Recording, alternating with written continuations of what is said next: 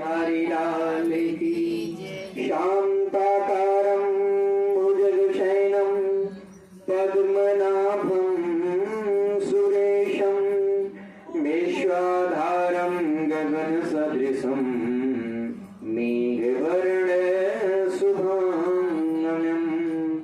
लक्ष्मीकान्तं कमलनयनं योगहृदयानिगम्यं वन्दे विष्णु भवभयहरं सर्वलोकैकनाथं। बोल श्री सच्चिदानंद भगवान की, बोल श्री सत्यनारायण भगवान की, हनुमान जी महाराज की। आज पूर्णिमा तिथि में श्री सत्यनारायण भगवान की सुंदर कथा होने जा रही है। जो सत्यनारायण व्रत कथा भी आज है। आज व्रत भी से व्रत करने वाले व्रत भी कर रहे हैं, कथा श्रवण करने वाले कथा श्रवण कर रहे हैं, गंगा स्नान करने वाले गंगा स्नान कर रहे हैं। बहुत महत्व है। बहुत कम समय लेकर के इस कथा को संपूर्ण किया जाएगा।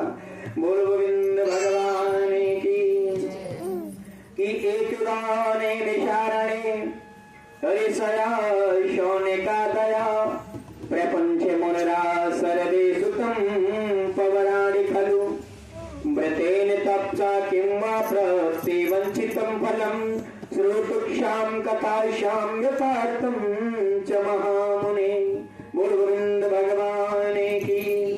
श्री सुखदेव भगवान कहते हैं, ऋषियों एकदा नैमिषारण्य विषया शौनिका दया। एक बार नैमिषारण्य तीर्थ में 88,000 सेना एकत्रित होकर के और आपस में परामर्श कर रहे हैं, विचार कर रहे हैं। क्या विचार कर रहे हैं कि कलयुग में बचा कैसे जाए, कलयुग से बचा कैसे जाए। मैंने कहा ना कि कलयुग में रहोगे तो जरूर अपना वो अपने तरफ तुम्हें खींचने का प्रयास करेगा। तो कलयुग में रह करके कलयुग से बचा कैसे जाए, ऐसा कोई रास्ता ढूंढ रहे हैं। कोई रास्ता इनको मिल नहीं पा रहा। कहते हैं अपने से बात न बने तो अपने बड़ों से परामर्श लेने में ही भलाई है। कि गुरुर ब्रह्मा गुरुर विष्णु गुरुर्देव महेश्वरा गुरुर साक्षात परम ब्रह्म तस्मै श्री गुरवे नमः। जैसे ऋषियों ने अपने गुरु भगवान का ध्यान किया, 16 साल की अवस्था में श्री सूत जी महाराज नैमिषारण्य तीर्थ में प्रकट हो गए। बोल श्री सूत जी भगवान की, श्री सद्गुरुदेव भगवान की। ऋषियों ने देखा कि 16 साल के हमारे गुरु जी जिनका तेज चंद्रमा से भी ज्यादा चमक है। क्यों? ऊंचा पवित्र आसन देकर के बैठा दिया। लिखा है कि आवत ही हर से नहीं नैनन नहीं स्नेहा तुलसी वहां न जाइए चाहे कंचन बरसे नेहा। शास्त्र में साफ शब्दों में बताया गया कि जहां जाने पर मान सम्मान ना मिले ऐसी जगह पे कभी भी नहीं जाना चाहिए। रामायण में बताया गया है कि माता पिता के घर, गुरु के घर और मित्र के घर जाया जा सकता है बिना बुलाए, इसमें कोई संदेह नहीं है। लेकिन वहां भी जाकर के अपमान सहना पड़े तो वहां भी नहीं जाना चाहिए। जैसे रिजल्ट, बिना बुलाए माता सती अपने पिता के घर चली गई। भोले बाबा ने प्रयास नहीं किया रोकने का, लेकिन जब सती माता ने देखा कि इस प्रांगण में, इस राज्य में, इस यज्ञ भवन में मेरा अपमान हो रहा है, मेरे पति का अपमान हो रहा है, तो उनसे फिर रहा नहीं गया। ये शास्त्र कहता है कि ऐसी जगह पे माता पिता के घर, गुरु के घर और मित्र के घर बिना बुलाए आप जा सकते हो, लेकिन वहां भी अपमानित हो रहे हो तो वहां भी आपको नहीं जाना है। ऋषियों ने ऊंचा पवित्र आसन देकर के कहने लगे, प्रभु इस प्रकार की माया को देख करके बहुत दुखी हूँ। कलयुग में लोग कैसे होंगे, विचारधाराएं कैसे होंगी, कर्म कैसा होगा। हाथ जोड़ करके निवेदन करने लगे कहने लगे कि इस प्रकार के जब लोग होंगे, इनकी ऐसी विचारधारा होगी तो बहुत ध्यान पूर्वक भगवान की कथा को श्रवण कीजिएगा कि अज्ञान तिम्रांधस्य ज्ञानानंदशलाकया चक्षुरेमिलितं तस्मै श्री गुरवे नमः। हे प्रभु, सूर्य के उदय होने पर पृथ्वी का अंधकार दूर हो जाता है, लेकिन मनुष्य के हृदय में जो अज्ञान नाम का अंधकार पड़ रहा है, ये अज्ञान सूर्य भी नहीं दूर कर सकता। ये जब तक गुरु भगवान की कृपा होगी, माता पिता का आशीर्वाद होगा, बड़े वेद शास्त्र पुराणों का सहारा लोगे, तभी ये तुम्हारे अंदर का अज्ञानता भंग हो पाएगा।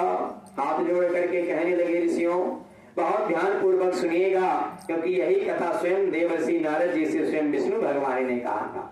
नारद बाबा पृथ्वी पर आए तो देख रहे हैं कि कोई तन दुखी, कोई मन दुखी, कोई धन बिन रहते उदास, और थोड़े थोड़े सब दुखी, सुखी राम के मिलता है सच्चा सुख, केवल भगवान तुम्हारे चरणों में मिलता है सच्चा, भगवान तुम्हारे चरणों में, भगवान तुम्हारे चरणों में, घनश्याम तुम्हारे चरणों में, भगवान तुम्हारे चरणों में, तुम्हारे चरणों में मिलता है सच्चा सुख, केवल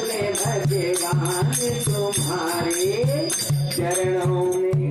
जो सुख भगवान के सानिध्य में है, वो संसार की किसी कोने में नहीं। जैसे मैं एक दिन कथा भी कह रहा था कि आप पैसे से अपनी आवश्यकताओं को पूरी कर सकते हो, अपनी इच्छाओं को पूरी कर सकते हो, लेकिन आत्मा को संतुष्ट नहीं कर सकते हो, मन को शुद्ध नहीं कर सकते हो, जीवन को शांत नहीं बना सकते हो। इस प्रकार के वचन को सुन करके नारद जी ने जब देखा, बहुत विचलित हो गए। संत हृदय नवनीत समाना, अच्छे इंसान और सच्चे संत किसी के भी दुख देख करके दहल जाता है, प्रयास करने लगते हैं कि इसकी प्रॉब्लम कैसे दूर की जाए, समस्या कैसे दूर की। बाबा अपनी पीड़ा को बजाते हुए वैकुंठ लोक धाम पहुंच गए। जाकर के देखा कि क्षीर सागर नदी तीरे वटम समाचरम भवेति, शंख चक्र गदा कंठे चवर माला विभूषितम। देखा कि शंख चक्र गदा और कंठ में सुंदर सी माला है। विष्णु भगवान क्षीर सागर में शेष की सैया पर विराजमान है। बड़ी सुंदर सी स्तुति करी, हाथ जोड़ करके प्रार्थना किया, प्रभु आप कहते हो कि मेरे बिना पत्ता नहीं हिलता, लोगों को परेशान क्यों है इतना, क्या कारण है? तो भगवान ने कहा कि कर्म प्रधान विश्व करी राखा, और जो जस करही सो तस फल क्या खा। इस युग में आप जो भी करते हो, जैसा करते हो, आपको सबसे पहले पता हो जाता है, दूसरे को नहीं पता होता। अच्छा कर्म करोगे तो भी आपको पता चल जाएगा, और बुरा कर्म करोगे तो भी आपको पता चल जाएगा, इसमें कोई भी संदेह नहीं है। और जानबूझ नर करे भिखाई, बूढ़ा जाए खा न पाए। यदि जानबूझ करके आप कर्म करोगे तो उसका प्रयासित तो होगा नहीं।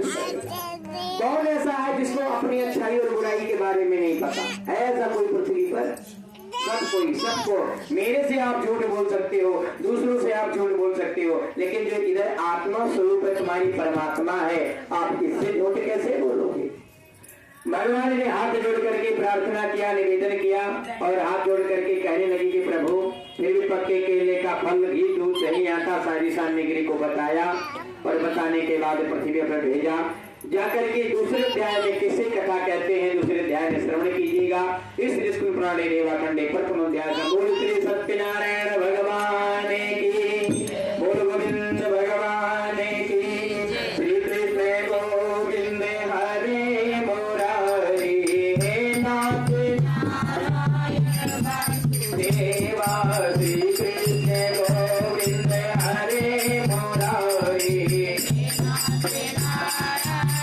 वासुदेवा हे नाथ नारायण, वासुदेवा हे नाथ नारायण, वासुदेवा हे नाथ देव